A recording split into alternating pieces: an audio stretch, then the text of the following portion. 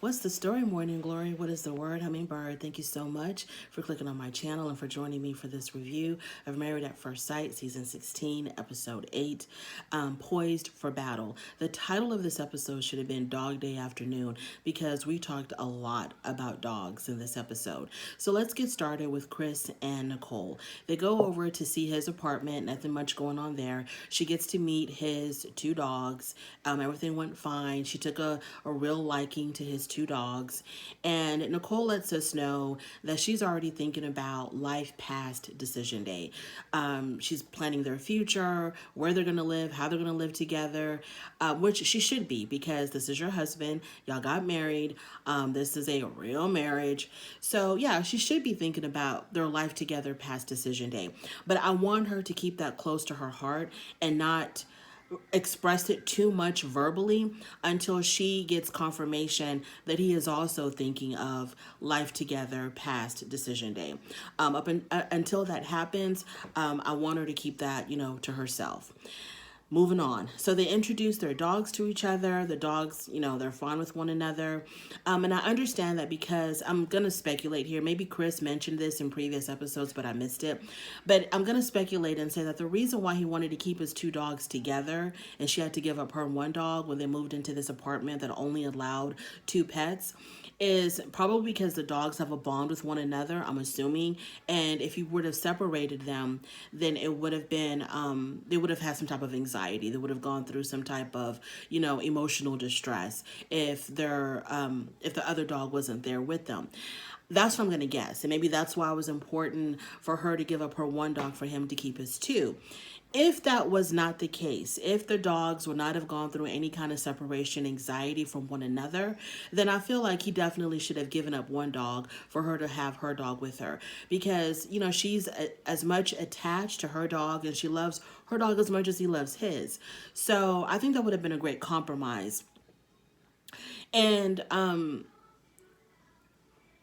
if there was some type of separation anxiety with the dogs, then I still feel like maybe he should have given up both of his for her to keep hers, because at least the two dogs would have had one another wherever they would have been housed temporarily until this whole process was over and he got his dogs back.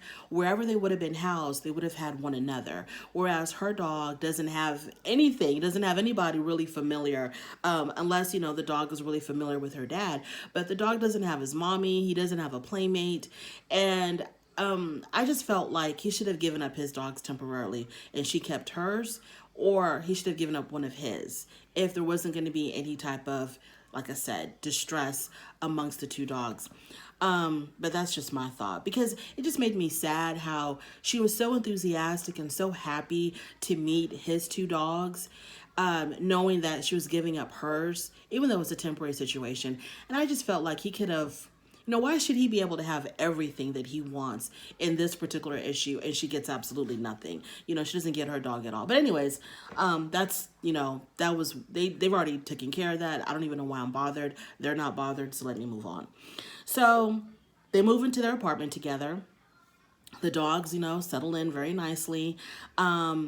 Chris suggests that after their individual leases are up at their actual apartments, that they should renew their leases because their leases are going to be up around the same time and they should renew their leases. And so Nicole is like, why would we do that? Because, in her mind, after decision day, they're going to be living together still. So he says that, they need to kind of slow it down a little bit, get to know each other better.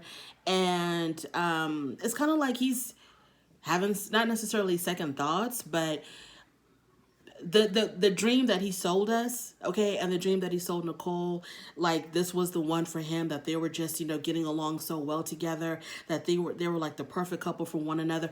All that stuff that they did in Jamaica, it seems to be slowly wearing off on Chris. And so now, reality has set in and he's, moving into this apartment. I mean, they just moved in. So I don't know what he could have seen in her or what could have happened for him to want to say this, because in Jamaica, he acted as if, this is it for me. You're the one. And because he said that if this was decision day, of course, when she asked him, he said if this was decision day, he would definitely say yes. He wasn't in love or anything like that yet, but he would definitely say yes.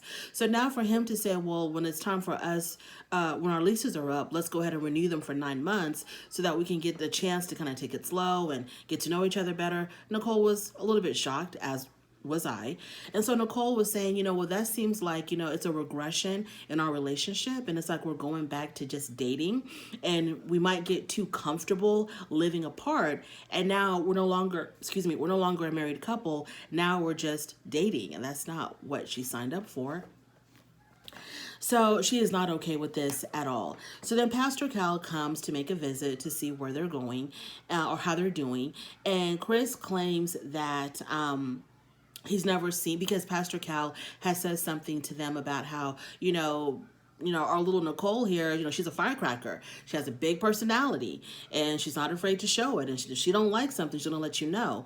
And Chris had said something like, well, I haven't seen that side of her where she's been like a hothead. And she looks at him and she's like, but you have. And they showed a clip of their, inside security cameras in their living room where she was like, throwing some kind of fit because of the wedding photo that the producers have placed in their apartment, because each apartment has a photo of their wedding, framed really pretty, and she doesn't like the picture. So she's ranting at the camera, the security camera, indirectly talking to the producers, how this was an awful picture, how could they put this picture out there? And so I guess, that was her side of being, hot-headed. And I guess he must have forgotten about that, or he tried to erase it from his memory. So after that, Chris brings up the whole lease situation, and he tells Pastor Cal that they've decided to renew their leases at their individual homes. And so Pastor Cal was like, why would y'all want to do that? Y'all are a married couple and you need to act like a married couple. And they talk about how Nicole asks Chris every single day, if decision day was today, what would you say? And I'm thinking to myself, I wonder if this is the reason why he wants to renew his lease and not live with her right away after decision day, because her constantly asking him every day, if this was decision day, what would you say? No, ma'am, you're doing the most. Nicole, I need you to scale it back. Scale it all the way back, because I don't think anybody would want to hear any kind of question, the same question, every single day, regardless of what that question was. That's irritating as hell. Nicole, don't you have any type of self-realization or self-awareness that this is irritating because you're asking the same thing every single day? And so Pastor Cal tells her this is not a good idea for you to do that. And she goes, well, to me, it's like a temperature check, for me to see like where are we at now? Where is he at now? And Pastor Cal says, well, the problem with that is this process is not a bit by bit type of process, like a little by little. You got to take it in its whole totality. So if you're having a bad day, if y'all are having, a bad moment, and you happen to ask that question at the wrong time and you get an answer that you don't want to hear, it's going to derail you. Now you're going to be overthinking things, overanalyzing things. Well, how come yesterday he said yes and today he's saying no? What did I do wrong? Where did we go wrong? What happened? How can I fix this? Then you're making a mountain out of a molehill. So this is a marathon. It's not a sprint. It's not like an everyday we're at the finish line. The finish line is way over there, and we're going to take our time to get there. And we don't need to do everyday temperature checks. Now, as easygoing, I don't really think he's that easygoing, but as easygoing as he appears to be, that can even get on Chris's nerves for someone to ask you the same exact question every single day. And the kind of question where you kind of have to put thought into it. You just can't say whatever, because it's going to come back and bite you if you say yes and don't really mean it. So that's exhausting. Nicole, relax, sweetheart. Please, please, please relax. So then Pastor Cal asked, how are things going in the romance department? Well, they have consummated their marriage, which to me was, I needed to take a pause on that, because they consummated their marriage, but Chris said that he wants to live separately after decision day. Now, of course, I don't know the exact timeline if he made that decision before or after they consummated their marriage. But they made it seem like the way that the show was edited, that they consummated their marriage, and then sometime after that, he gave her this idea of renewing their leases. So I think that's a bit of a red flag, not a huge major one, but a small one.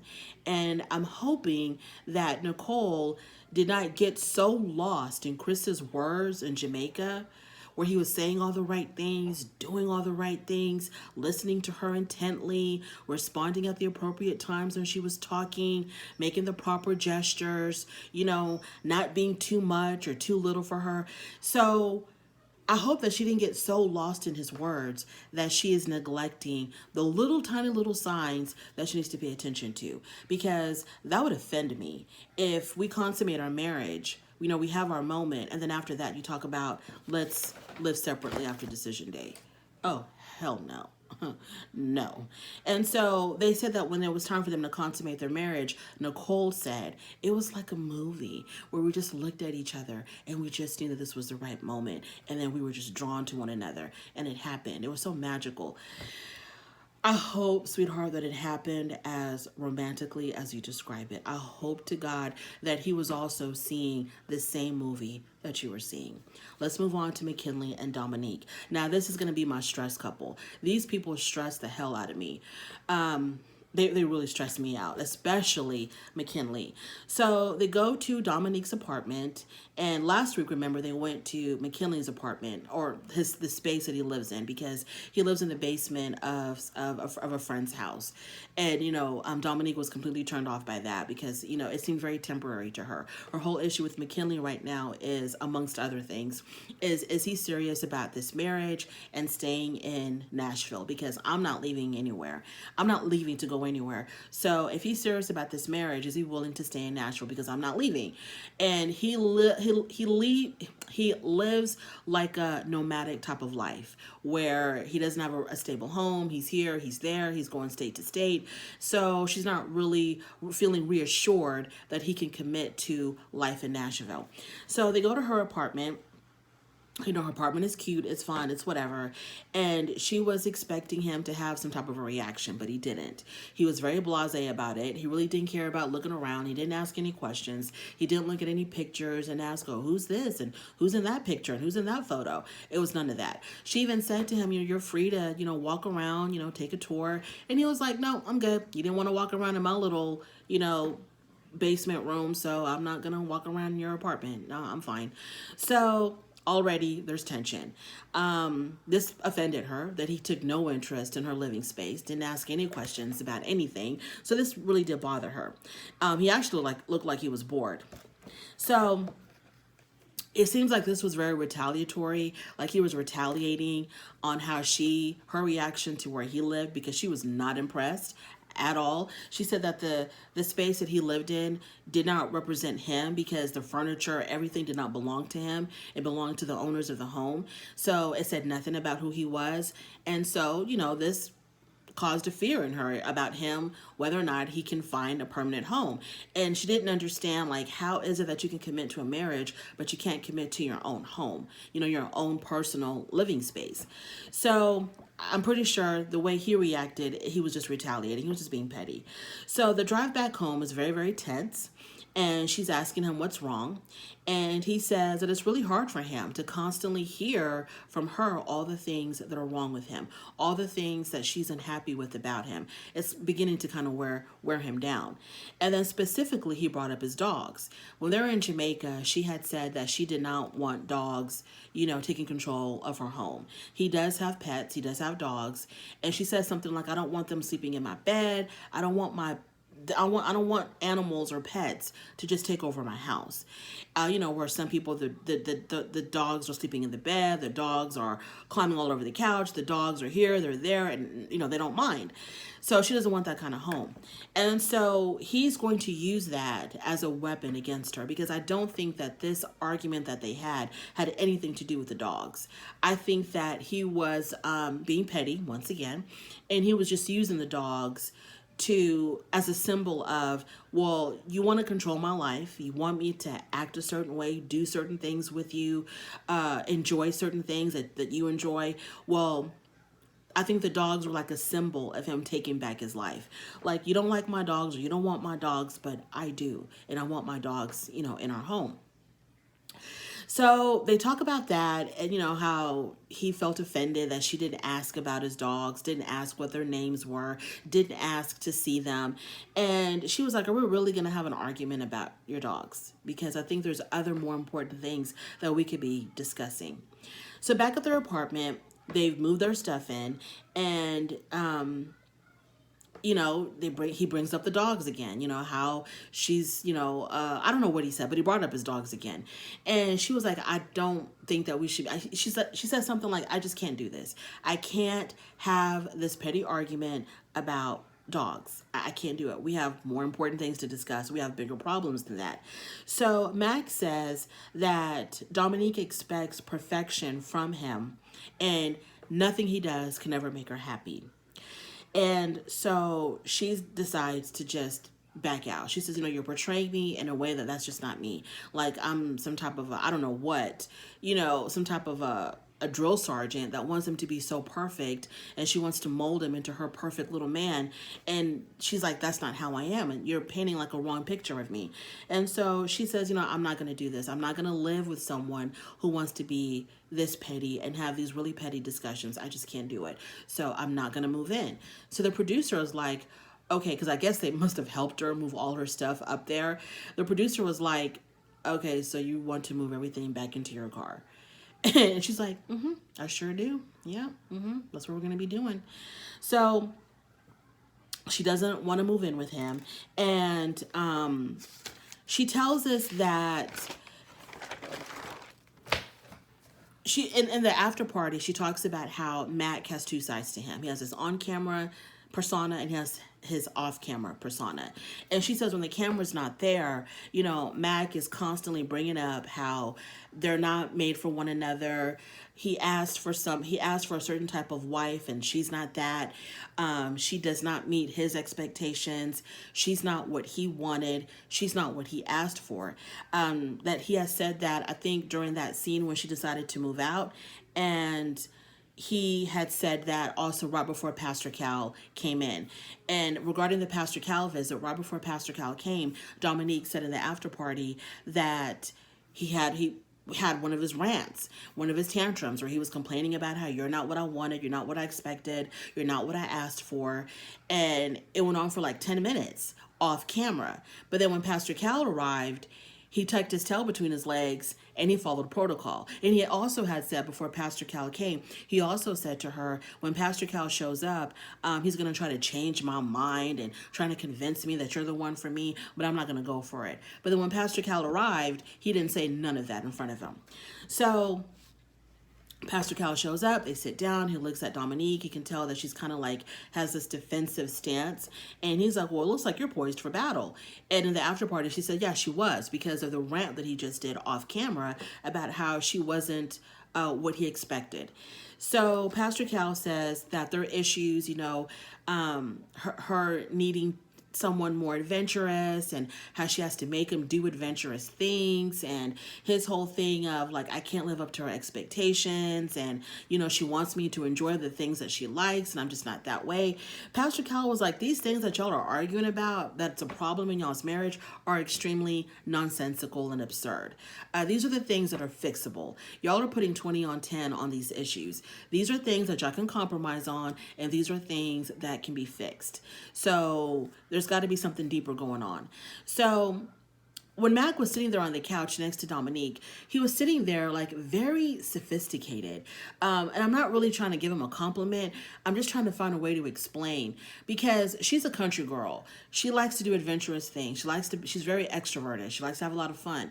And he was sitting there with his legs crossed, his glass of wine, and very like poised and put together, kind of like in an English, an English royalty or something like that, the way he was sitting there. Like he was like of royalty or something. I don't know. I can't explain it, but the way he was sitting there and the kind of girl that she is, and I was looking at these two people and I was like, I just don't see how this is going to work. I really don't understand how this is going to work. He seems like he likes to go to fine restaurants. He likes to, go out for drinks, go out for dinner, go out for a show, and then come home. Where she wants to go, off, what do they call it? RTVing, and she wants to go out there and ride around in the mud and go fishing and go hunting and do all this country stuff. And he seems like he would rather just, go to not necessarily an opera, but just do a little bit more sophisticated things. I'm at a loss for words, but they just don't match to me, and I don't know how this is going to work. So Pastor Cal says that we gave y'all exactly what you asked for. Dominique, you wanted somebody older, you wanted somebody established, you wanted somebody that can give you some type of security. And Mac, you wanted someone to bring you out of your shell, to make you a little bit more adventurous. And that's what we gave y'all, amongst other things that he named, but I can't remember. And she was like, yeah, but this is just not going to work. This is just a real turnoff. The way he is about he doesn't want to try anything new. This is a real turnoff. And Pastor Cal also said that, another turnoff for her was the way he lived. Like he lived in somebody's basement. He acted as if he wasn't established. And Pastor Cal says, well, he does have money. He's not broke by any stretch of the imagination. He is very financially secure. And so what if he was living in somebody's basement? That doesn't mean that he can't create a life with you. Like who cares if he was living in somebody's basement? And she was like, I don't know. It's just a real turn off that he was living in that basement. So she's like judging the trajectory of his entire future based on the fact that he was living in these people's basement. I see where she's coming from. Like he's never shown that he can be stable in one place, that he can establish roots. You get a home, you get a mortgage, or you get a lease, and you've been there for a couple of years. You've established some type of life somewhere. And at the same time, she shouldn't just write him off because he really probably had nothing to be established for. Now he's going to have a wife. He might have children. So Dominique might be what he needs to be grounded, so she can't completely write him off. So she goes, I'd rather him live with 4 roommates than live in that damn basement. And at least, if he lived with 4 roommates, he would have had his own space. And Max says, well, he interrupted her while she was still talking. He says, well, I do have my own space. I have 2 bedrooms and a bath. And she was like, can you let me talk, bro? So, then she says, I'm just over it. I'm just over it. And Pastor Cal was like, well, what do you mean by that? You're over what? This conversation or this marriage? And that's where the episode ended on them. Moving on to Clint and Gina. So with Clint and Gina, they go to Gina's apartment, and it's fine. But he showed more interest in Gina's apartment than Mac did in Dominique's apartment. So Clint is looking forward to moving in with her, cohabitating, starting this marriage together. He is looking forward to it. Gina is hesitant about it. She's hesitant about moving in with him. So Gina thinks that moving in together is going to actually pull them apart. Like, I didn't understand that. It didn't make any sense to me. And then Clint says that he wants to stick it out and he wants to see what's going to happen. So she gave this whole entire spiel about, well, I don't know about us moving in together. And, I think it's going to do more harm than good if we move in together because we're going to feel all this pressure. We're going to feel pressure to do things that we really don't want to do because we're still struggling. And he was like, yeah, but we're also married and we're supposed to live together. Like, what are you talking about? So they get into their apartment. Clint, he says, okay, we're here now and there's 2 bedrooms, so we don't have to sleep in the same room. And she says that them living together, but being in separate bedrooms is more harmful than if she did not move in at all. It's more harmful than not living together at all. And, I'm looking at her and I'm listening to her and she can't get past what he said about the body preference. She can't get past that. She is so stuck on that there's no way she's going to get past it because she's always going to see him as That's my husband. He doesn't like fat women, and he sees me as fat. I think that's how she's always going to see it. I don't think there's anything that can convince her that Clint does not think that she's some fat, morbidly obese, lazy person. There's nothing that's going to convince her he doesn't see her that way. There's nothing he can say or do that will convince Gina that Clint does not see you that way. You're putting 20 on 10. You're doing the most. Even if she lost, and she can't afford to lose any more weight. But even if she lost 20, 30 pounds or whatever and got down to skin and bones, she still will think Clint sees me as a fat person. And this has triggered the hell out of her. And I think that's the whole reason she doesn't feel comfortable, because she's like, well, he's not really attracted to me, or he's going to force an attraction towards me, because all he sees is this blubber. He just sees me as this big old bag of blubber, and that's it. And I think that's why she doesn't want to move in with him. I think she's just uncomfortable to live with him because she thinks that he's going to be looking at her critically, looking at her body critically. And forget about being intimate. Forget about it. That ship has sailed. It has sunk. It's somewhere with the Titanic, and it's not coming back. It's not going to happen. There's no way that she will ever feel comfortable being physical with him. So Pastor Cal comes over, and it's true. She admits to Pastor Cal that she never really got over his Clint's comment about preferring athletic, whatever. And Pastor Cal tells Clint, she's a very attractive woman. And Clint says, I never said she wasn't. And so then, Gina said something like, well, you said that I wasn't athletic. And, how do you know I'm not athletic? And I can run circles around you in the gym. And I can do this and I can do that. And I'm athletic. And he was like, I'm sure you can. And he was trying to explain what his interpretation of athletic means, but he didn't get too far. So Pastor Cal tells them that y'all are starting off on the wrong foot because y'all are so focused on what y'all don't like about one another. And to tell you the truth, unless they edited something out, it seems like to me, Gina was the one that brought up the negativity when she said that she didn't like redheads. That brought him, and then that made him want to say something about her body, and then we never got past that. So she brought up the negativity. Whatever. Even though she told Pastor Cal, she says, you know what, because Pastor Cal asked, when you first saw him, when you walked down the aisle and you first saw him, what did you think?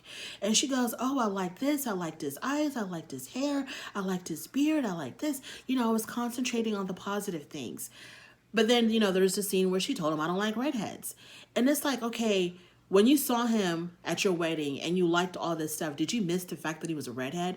Because that seems to be a major area of unattractiveness for you. That's like a major hurdle that you're not going to get over, that the fact this guy's a redhead. So I'm not understanding how you liked this, and that, but he was still a redhead when you married him. I don't know. I don't know what's going on with Gina. I really don't know.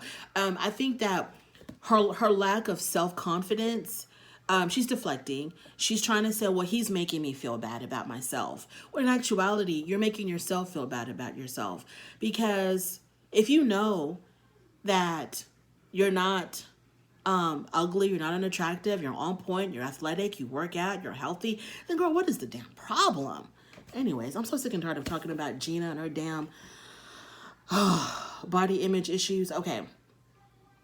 So Pastor Cal says, well, this is your marriage. Do whatever you want to do. The concept of not moving in together is just a step toward your marital demise.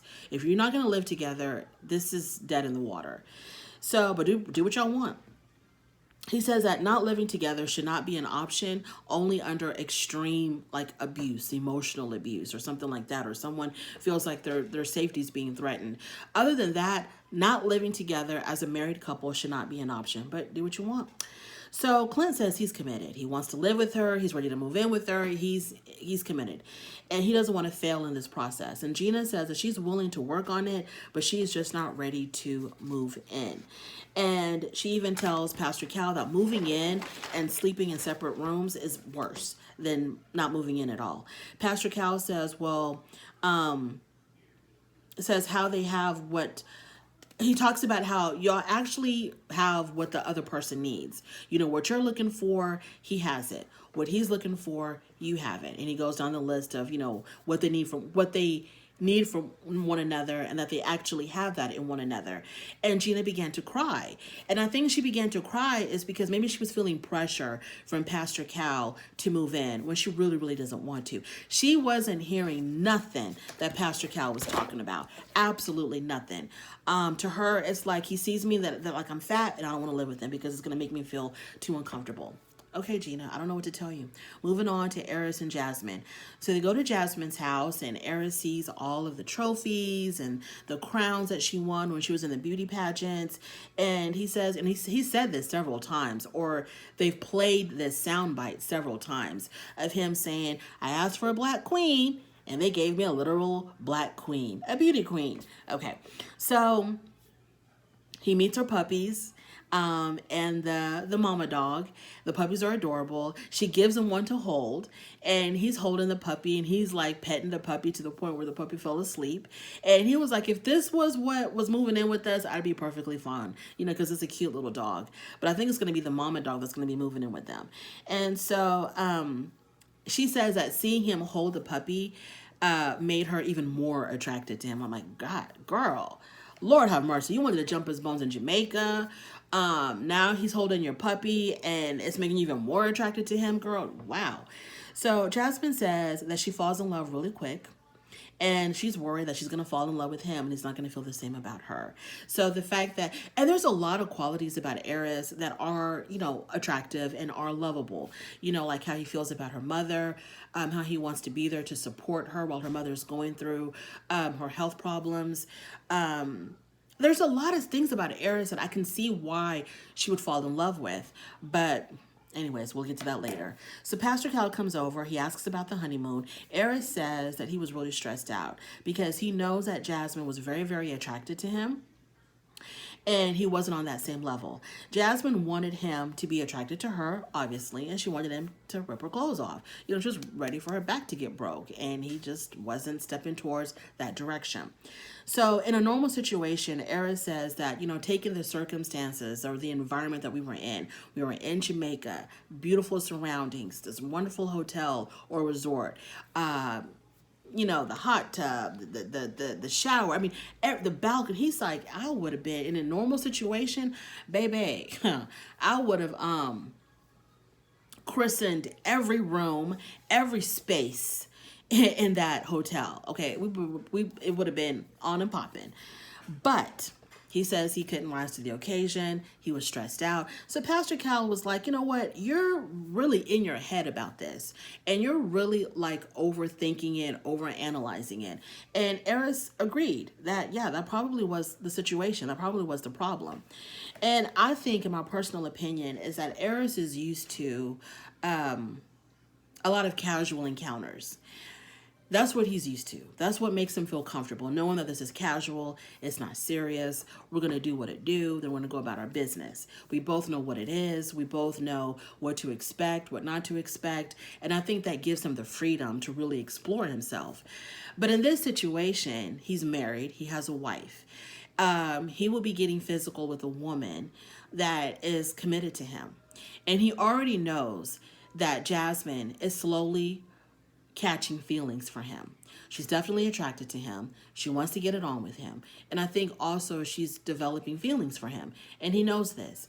And so I think that's what he's struggling with, is that he's never gotten physical with a woman in a situation where it was serious. Where after you do what it do, she's catching feelings. She's going to have expectations of you. And you're going to have to deliver because this is your wife.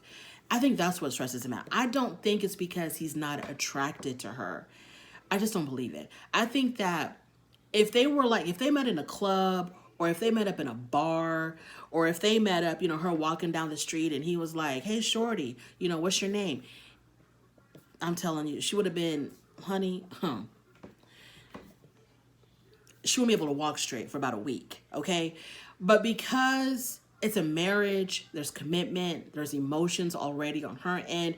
That's what's putting the pressure on him, and that's what he's struggling with, because he has an expectation to live up to. It's not just, we're going to do what it do and go about our business, and then, when I'm thinking about you, I'm gonna holler at you, we're gonna hook up again, then go about our business.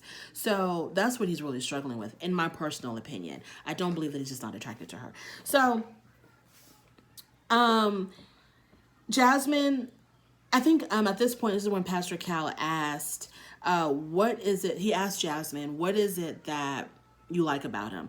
And she says, she likes his honesty, his work ethic, and now he makes her feel comfortable. Even though, when she talked about his honesty, she says, even though, what he said is difficult to hear, I'm glad that he's saying it, because normally guys will tell me only what I want to hear, and that goes nowhere. So the fact that he's telling me what I need to hear, he's being very blunt and honest with me, it's hurtful, but I appreciate it. Then Pastor Cal asks Eris, what do you like about her? And he says that he loves how she works with kids, she's close to her family, and that she's a go-getter. She's got all these hustles going on. She's a cheerleading coach, she's got the dogs, she's got this, she's got that. She's also an esthetician, I think. She's got a lot going on. She's got multiple income flows, and so he admires that about her. And this is a couple, when you hear about what they like about each other, it's like, okay, why isn't it working? It's because Eris is used to being a dog in the streets, and now he has to be somebody's whole entire husband, and he doesn't know how to do that. He even talked about that. He never grew up with a male figure to teach him what you need to do. How do you become a good husband? To show him, to direct him, to how you treat a woman, how do you treat a wife, how do you become a good husband? So he never had that type of a guide. So he doesn't know what to do. He thinks he doesn't know what to do, but he does. He thinks he doesn't know what to do, but he does. So they might be on the right track, because when I was listening to them talk to Pastor Cal, it sounded as if he was taking to heart what Pastor Cal was saying. And when he said that, I know that if I have children with her, and if anything happened to me, I have no problem, no issues whatsoever, that my kids are going to be well taken care of. So the fact that he sees the mother in her, I don't know. I feel like maybe there is a glimmer of hope. And when I say glimmer, I'm talking about, just a tiny little glimmer, just a tiny, tiny little grain of sand size glimmer of hope with Jasmine and Eris. And he says, I understand that they matched me with what I needed. And when he said that, I felt like he was going to say, but it's not what I want. Anyways, let's move on. Shaquille and Kirsten. So they go to Kirsten's apartment, which is bare to the bone. And there's nothing there. There's just the bare minimum. She's got a bed, but no nightstands. She's got all the decor, like the throw pillows and the blankets and all of that, but just no furniture. Absolutely, hardly any furniture. Completely bare. And in the after party, she says that she had ordered a whole bunch of stuff during COVID. And, the back order that just kind of, spilled over into 2021 and 2022. So everything was on back order. So she waited 7-8 months for her stuff to come in. And it got so bad that she just canceled her orders. So the furniture never came. And that's why she lives the way she does. So Shaquille even talked about how, my God, her apartment was there's nothing there, nothing to represent Kirsten. He even asked her, where are your pictures of your line sisters or your sorority sisters and your family and your friends? She goes, it's all right there. And she points to one little tiny picture frame. Anyways, so he was like, am I in the model unit, or is this her actual apartment? But her closet was stressful. Her closet was very, very hectic. It was, oh my God. It wasn't messy. Oh, it was messy. It wasn't dirty. It was just extremely messy. And it just the fact that nothing belonged anywhere. There were clothes, shoes all over, books on the top of the shelf. Paperwork everywhere. It was just a mess. It was a nightmare. Pastor Cal comes over to visit them. And Kirsten says that, being married feels natural. Because I think he asked him, what's it like being married? Is it what you expected? And she says, well, it feels very natural. They talk about the honeymoon. They talked about how she had to get on his case about joking around too much. Pastor Cal told her, don't do that. Let him be whoever the hell he wants to be. Just take it in stride. It's no big deal. He jokes around a lot. He's goofy. He's silly. He's corny. Let him be. Don't try to control him or change him. That's just who he is. When he gets too goofy for you, ignore it. Let him be goofy, but just ignore it. But don't try to change him. So Pastor Cal, okay, brush it off. So Kirsten says that she wants to have like an emotional connection with him, and like all that goofiness gets in the way. But I think Shaq knows when to get serious. I think he might know when to get serious. So then they talk about chemistry, and Pastor Cal asks, "Is there any chemistry between y'all?" And she's like, "No, not really. There's no chemistry." And Shaq was like, "But you know, we cuddle, and you let me kiss you on your forehead," and she was like, "Okay, there's a little chemistry." She wants to like this man, but because he doesn't check her boxes as far as appearance, she's blocking herself from liking him. Like, she's been so focused on what she's been attracted to that she can't give something that's outside the box a chance. It's like, girl, he's kind of growing on me. Now, of course, you know, if I was single, ready to mingle, and I saw Shaq somewhere and he approached me, I might not look at him twice. But if I was forced to be with him and live with him and be married to him like this, Shaq could easily grow on me. So Shaq says that, okay, so Pastor Cal says that she needs to communicate more, you know, talk about her feelings more, let him know how she's feeling. And Shaq himself is an open book. She knows everything about him. And he says, yeah, because you're constantly asking me questions. And I answer. But when I ask you questions, you redirect it back to me. And I'm wondering if she's hiding some kind of past trauma. The fact that she doesn't really want to talk about herself, doesn't want to give up too much information about herself. Her apartment doesn't show anything of her personal life. I'm wondering if there's some type of trauma that she's suppressing that she never really got over. I'm just speculating. There probably isn't, but I'm just trying to understand. Because when you look at her, she's a beautiful woman. You know, you would think that she's a stereotype pretty girl who likes to talk about herself all the time, but she doesn't. She doesn't want to talk about herself. She wants to talk about him. She wants to deal with him. She wants to deal with him and his issues and get to know more about him without revealing too much of herself. Now, she did say that because of the lack of attraction, I think this was at the after party, she told Keisha Napoleon, because of the lack of attraction, I'm not really to be myself because I don't know if this is going to last.